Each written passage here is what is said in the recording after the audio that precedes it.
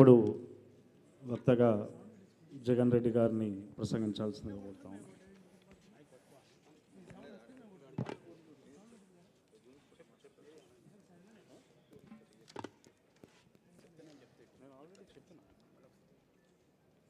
జగన్ రెడ్డి గారు Gaddar the legendary అని collection of literary articles, reports, letters, all India league for revolutionary culture తను అధ్యయనం చేసిన, తను సంవత్సరాలుగా గదరన్నపై వచ్చిన ఆర్టికల్స్ అన్నీ కూడా సేకరించి గదర్ ఫౌండేషన్కి ఇవ్వడం జరుగుతూ ఉంది. ఇది గదర్ ఫౌండేషన్ త్వరలోనే దీని పుస్తక రూపంలో గదర్ ఫౌండేషన్ ద్వారా తీసుకొస్తామని చెప్పి మీకు మనవి చేస్తున్నాను. ఇప్పుడు ఈ పుస్తకం మీద జగన్ రెడ్డి గారిని మాట్లాడాల్సిందిగా కోరుతా ఉన్నాను.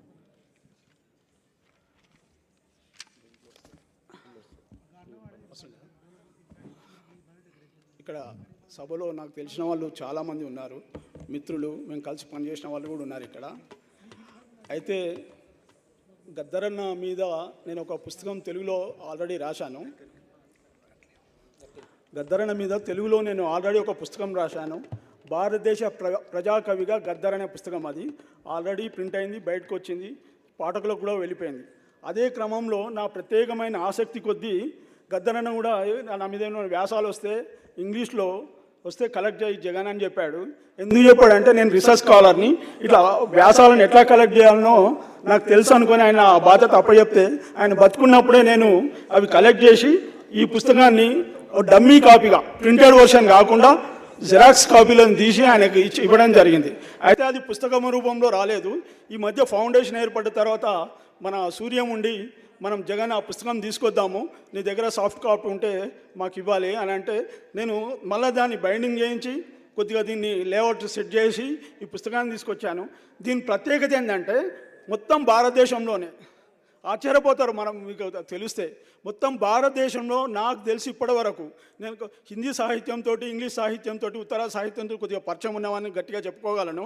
కాబట్టి ఈవెన్ ముఖేష్ లాంటి సినీ గాయకులు, ఇంకెవరైనా హిందీ గాయకులు చాలామంది ఉన్నారు కదా, రఫీ లాంటి వాళ్ళు, ఇట్లా చాలామంది గాయకులు ఉన్నారు కదా, వాళ్ళ బయోగ్రఫీలు మాత్రమే వచ్చినాయి, కొన్ని వ్యాసాలు అక్కడక్కడ వచ్చిన సందర్భాలు ఉన్నాయి. కానీ వాళ్ళు ఫిలిం ఇండస్ట్రీలో ఎంతో గొప్పవాళ్ళు, వాళ్ళకు చాలా ఫ్యాన్ ఫాలోయింగ్ ఉంది, భారతదేశ వ్యాప్తంగా అన్ని భాషల్లో వాళ్ళకు ఫ్యాన్స్ ఉన్నారు. కానీ గద్దర్ అన్న ప్రత్యేకత ఏంటంటే ఆయన మీద భారతదేశంలోని గొప్ప గొప్ప పత్రికలలో వ్యాసాలు వచ్చినాయి, ఇంతే ఆ వ్యాసాలు కూడా ఇందులో ఉన్నాయి. ఆయన ఆయన ఆయన కళా తత్పరత మీద, ఆయన సంగీతం మీద, ఆయన ఫిలాసఫీ మీద అమెరికాలోని కొలంబియా యూనివర్సిటీలో ఒక పేపర్ ప్రజెంట్ చేశారు ఒక ప్రొఫెసర్. అట్లాగే లండన్ యూనివర్సిటీలో మరొక ప్రొఫెసర్ పేపర్ ప్రజెంట్ చేశారు. ఆయన ఆయన ఆయన ఫిలాసఫీ మీద, ఆయన పాటల మీద, ప్లస్ మళ్ళా భారతదేశంలోనే గొప్ప మ్యాగజైన్ ఉంది, ఎకనామిక్స్ అండ్ పొలిటికల్ వీక్లీ అనేది ప్రపంచంలోనే పేరుగాంచిన ఏకైక మ్యాగజైన్. అందులో కంచాయలే లాంటి వాళ్ళు, ప్రొఫెసర్ కేశవ్ లాంటి వాళ్ళు, ప్రొఫెసర్ డి వెంకట్రావు లాంటి వాళ్ళు, వీళ్ళు గొప్ప గొప్ప వ్యాసాలు రాశారు. ఆ వ్యాసాలు కూడా ఇందులో ఉన్నాయి. ఇంకా ఇండియన్ ఎక్స్ప్రెస్లో, డక్కన్ క్రానికల్లో, వీక్లో, అవుట్బుక్లో, భారతదేశంలో వచ్చిన ప్రతి మ్యాగజైన్లో ఆయన మీద ఇంగ్లీష్లో ఆర్టికల్స్ వచ్చాయి, హిందీలో కూడా వచ్చాయి. కానీ అవన్నీ నాకు అందుబాటులో లేవు కాబట్టి కలెక్ట్ చేయాలి. కాబట్టి ఈ పుస్తకం ఏంటంటే ఇప్పుడు తెలుగు పుస్తకం అంటే ఇది ఏంటంటే ఒక ప్రపంచవ్యాప్తంగా కళాకారులకు, రచయితలకు, కవులకు చేరే ఒక పుస్తకంగా మారబోతుంది. దీన్ని ఫౌండేషన్ వారు నెక్స్ట్ వర్ధంతి కల్లా తీసుకొద్దామని ఒక హామీ ఇంతకుముందే ప్రకటించారు. ఈ పుస్తకం వస్తే ఇంకా గద్దర్ యొక్క ఫేస్ ఏంది, గద్దర్కు ఉండే ప్రత్యేకత ఏంది, చాలా విషయాలు బయటకు వస్తాయి. ఎందుకంటే భారతదేశంలో ఈ స్థాయిలో మామూలు ఆయన అభిమానులు, ఆయనకు తెలియని వాళ్ళు ఆయన పాటలు విని, ఆయన సంగీతం విని, ఆయన ఫిలాసఫీ తెలుసుకొని వాళ్ళు స్వయంగా పూనుకొని వ్యాసాలు రాశారు. ఒక్కొక్క వ్యాసం చాలా ప్రామాణికమైంది, అన్ని మంచి పత్రికలనే వచ్చినాయి, హిందూ, ఇండియన్ ఎక్స్ప్రెస్. అందులో ఆర్టికల్ రావడం అంటే మామూలు వాళ్ళకి సాధ్యం కాదు. ఆయన ఎంతోమంది అభిమానించే వాళ్ళు భారతదేశ వ్యాప్తంగా ఉన్నారు. ఇంకో విషయం చెప్పాలంటే నేను భారతదేశ ప్రజాకవి అని రాయడానికి కారణం ఏంటంటే ఆయన సుందర్బన్స్ అని బంగ్లాదేశ్, పశ్చిమ బెంగాల్లో బంగ్లాదేశ్ దగ్గర ఉంటుంది, అక్కడి నుంచి పంజాబ్ వరకు, పంజాబ్ నుంచి కేరళ తిరువనంతపురం వరకు, కర్ణాటకలో ఆయన కొన్ని ఏళ్ల పాటు కొన్ని వందలాది మందికి తరగతులు నిర్వహించి ఎంతోమంది కళాకారులుగా తీర్చిదిద్దాడు ఆయన. అందుకే ఆయన శిష్యులు దేశమంతా ఉన్నారు. మహారాష్ట్రలో అయితే ఒక 200-300 మంది ఇప్పటికీ ఉన్నారు. కబీర్ పంతి అని వాళ్ళు పాటలు పాడే వాళ్ళంతా ఆయన శిష్యులే. శంభాజీ భగత్ చాలా ప్రముఖుడు. అట్లా కర్ణాటకలో, మహారాష్ట్రలో, ఉత్తరాదిలో, నార్త్ ఇండియాలో, బెంగాల్లో కూడా ఆయన శిష్యులు ఉన్నారు. అందుకే భారతదేశ ప్రజాకవి అని రాశాను. ఇంకోటి హిందీలో కూడా ఆయన చాలా గొప్ప పాఠాలు రాశాడు. హిందీలో రాసిన తెలుగు వాళ్ళు చాలా తక్కువ మంది. హిందీలో ఒక 7-8 రాసిండు, కానీ చాలా ప్రామాణికమైన పాఠాలు రాశాడు. ఇంగ్లీష్లో 2 పాఠాలు రాశాడు. ఆయనకు 7-8 భాషలు వస్తాయంటే ఆశ్చర్యపోతారు. మరాఠీ వచ్చు, హిందీ వచ్చు, కన్నడ వచ్చు, తమిళ్ కూడా కొద్దిగా మాట్లాడడం వస్తుంది. ఇంగ్లీష్లో అయితే ఆయన ఎక్స్పర్ట్. ఉర్దూ వచ్చు, హిందీ, ఇట్లా అన్ని భాషలు వచ్చు. అంత బాగా మాట్లాడగలడు. ఎన్ని గంటలు కూడా మాట్లాడేంత సత్తా ఉన్న వర్స్టైల్ పర్సనాలిటీ ఉన్న గొప్ప కవి. తెలంగాణలో పుట్టడం అనేది తెలంగాణ గర్వకారణం. ఈ భారతదేశానికి కష్టజీవుల గర్వకారణమైన మహనీయుడు, మహా వ్యక్తి గద్దరన్న. ఇంకో విషయం కూడా ఒక నిమిషం టైం, సారీ. తెలంగాణ నేను తెచ్చినంటే ఒకటి చెప్పుకుంటాడు, ఒకడేమో ఇచ్చినోడు అని చెప్పుకుంటాడు, ఒకడేమో తెచ్చినోడు అని చెప్పుకుంటాడు. గద్దర్ గురించి అసలు తెలంగాణ రాష్ట్ర ఉద్యమాన్ని మొదలుపెట్టిందే గద్దరన్న. 97లో వివి కళాశాల ఆడిటోరియంలో ఆయన మొదటిసారి మీటింగ్ జరిగింది. ఫ్రీడమ్ ఆఫ్ ఎక్స్ప్రెషన్ సంస్థ తరఫున మొదటి మీటింగ్లో అమ్మా తెలంగాణమా ఆకలి కేకల గానమా అని పాట మొదలుపెట్టాడు. ఆ రోజే పాడి అప్పుడే పాడాడు. దాంతో ఆంధ్రప్రదేశ్ ఉనికిని రద్దు చేసేసిండు ఆయన. ఆంధ్రప్రదేశ్ పేరుని క్యాన్సిల్ చేసిండు. అమ్మా తెలంగాణమా ఆకలి కేకల గానమా అన్నాడు. అమ్మా తెలంగాణమా అనగా తెలంగాణ తల్లిని ఆయన మొదటిసారి ఎత్తుకొని పాడుతూ తెలుగు తల్లిని కూడా క్యాన్సిల్ చేశాడు. దాంతో ఉద్యమం మొదలైంది. ఇంకోటి ఏంటంటే ఆయన మొత్తం తెలంగాణ కోసం ఆయన కళా ధూమ్ధామ్ లాంటి సాంస్కృతిక ఉద్యమాలతోటి, సాంస్కృతిక ప్రజలతోటి ప్రజాభిప్రాయాన్ని కూడగొట్టాడు. ఈ తెలంగాణకు సానుకూలమైన ప్రజాభిప్రాయం కూడగొట్టాడు. అప్పటి వరకు తెలంగాణలో పరిస్థితి ఏంటంటే ఒక రాజకీయ నాయకుడు కానీ, ఒక సర్పంచ్ కానీ ఎవరికి పెద్ద సామాజిక ప్రతిపత్తి కానీ 10 మంది ప్రజలను కూడగట్టే పరిస్థితి లేదు. అంత సంక్షోభం అయిపోయింది. తెలంగాణ వాడంటే నక్సలైట్, తెలంగాణ వాడంటే ఇన్ఫార్మర్, తెలంగాణ అంటే భూస్వామి, తెలంగాణ వాడంటే లంపెన్, పని మనుషులు. ఇట్లా ఒక ఐడెంటిటీ లేదు తెలంగాణ మనిషికి. అది తెలంగాణలో ఒక సమాజం ఉందని కూడా లేదు.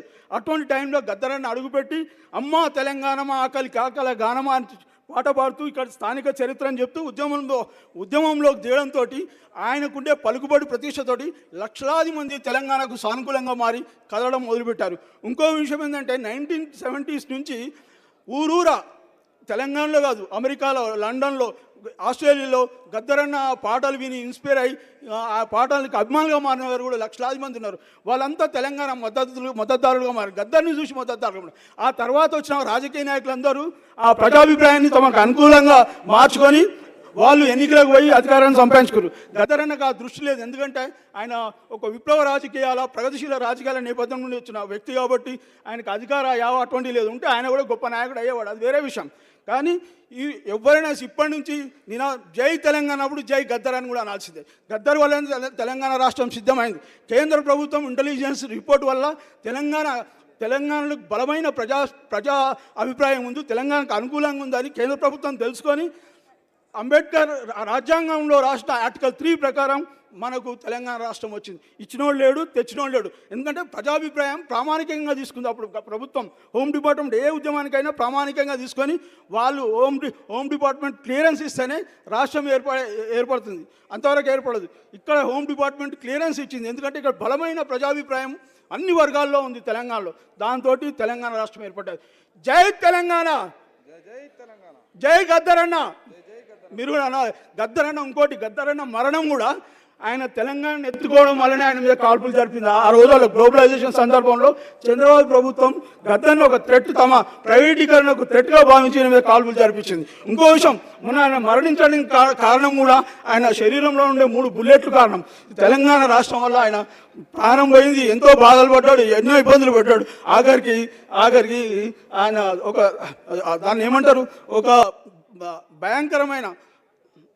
భయంకరమైన దుస్థితిలో చనిపోవాల్సి వచ్చింది.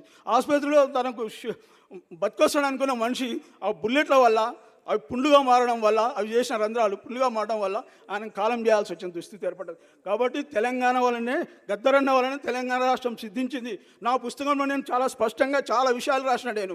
కాబట్టి మిత్రులారా, ఇప్పటి నుంచి ఎవరైనా అంటే ఇది మనం ఖచ్చితంగా ప్రతి ఆయన బర్త్డే నాడో, వర్ధంతి నాడో, తెలంగాణ రాష్ట్రం ఏర్పడే రోజు ఖచ్చితంగా ఆయన మీద కూడా మనం సంస్మరణ సభ పెట్టాల్సిందిగా ఈ నిర్వాహకుల్ని, ఫౌండేషన్ వాళ్ళని కోరుతున్నాను. ఈ అవకాశం ఇచ్చినందుకు నేను ముగిస్తున్నాను.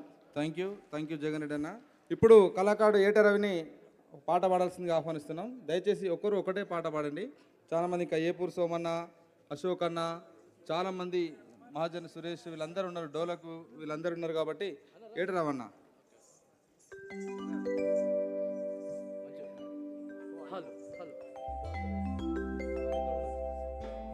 హలో